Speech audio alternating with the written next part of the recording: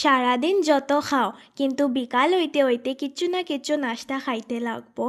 সন্ধ্যাত ফরাত বইবার আগে কিচেনও গিয়া উগি মারিয়া দেখি মায় কিতা বানাইরা। দেখিয়া তো দিল খুশ হয়ে গেছে। মায় সমর বান্ধিয়া লাগছেন দই বড়া বানানিত। দই বড়ারে দহিওয়াড়া দহিওয়াল্লা দুটা নামে জানা যায়। এটা নর্থ ইন্ডিয়ার একটা ফেমাস খানি আর এটা বানানিও খুব সহজ। সবচেয়ে থেকে মজার পার্ট হইল এটা দইর মাঝে ডুবাইল থাকে আর উফরে তেঁতুলের খাট্টা মিঠা চাটনি থাকে।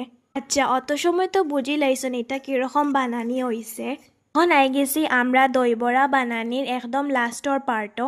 বড়ারে তেলও বাজিয়া আবার গরম জলও ফালাইয়া নরম করা হয় আর এদিকে টেঙ্গা দই মাঝে চিনি আর গোলমরিচ গুঁড়া দেওয়া হয়।